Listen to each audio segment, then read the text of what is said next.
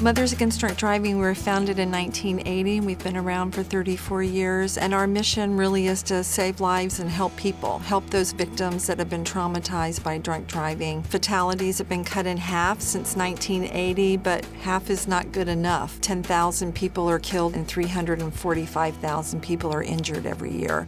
We're in our fourth year partnership with the NFL. It began in 2010, and it really started with the commissioner. There were some high-profile crashes that happened within the league. One crash that caused the death of someone, and the commissioner said, this is unacceptable. There's lessons to be learned on the other side with Delaney, a player who's been impacted. My mission is try to change this world because drinking and driving is 100% preventable.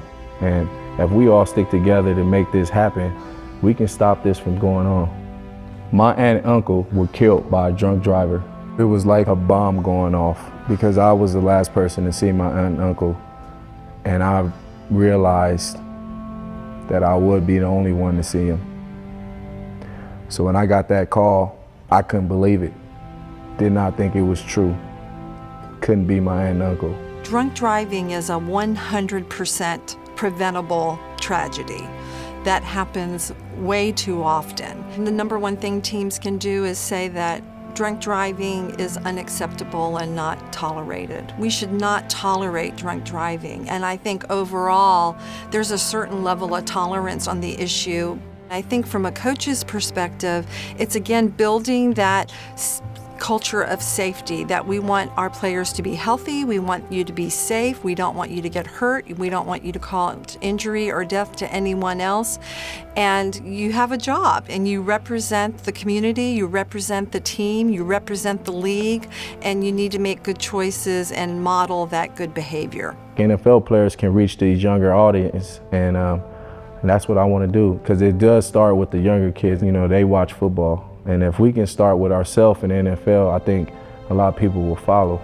Our message to players is take care of each other, take the care of those around you, and if you know you're going to go out and drink alcohol, plan ahead. A taxi, a designated driver, Uber, a limo, you're in the NFL, you got money, you can do these things. Be smart. I know you want to drive your car, I know you want to look good at the end of the club, but at the end of the day, do you want to be in the paper? Do you want to be that guy that's on that team that chose to drink and drive and kill someone? You don't. So have a plan before you leave the house.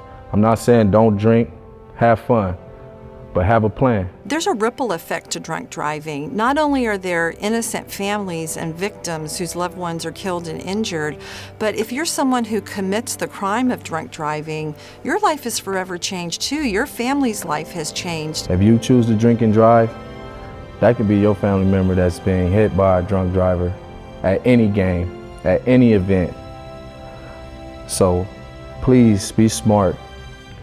Don't drink and drive, because I hate to see this happen to anybody else, especially my NFL partners, my teammates, other family members. So be smart. Think about what you're doing before you do it.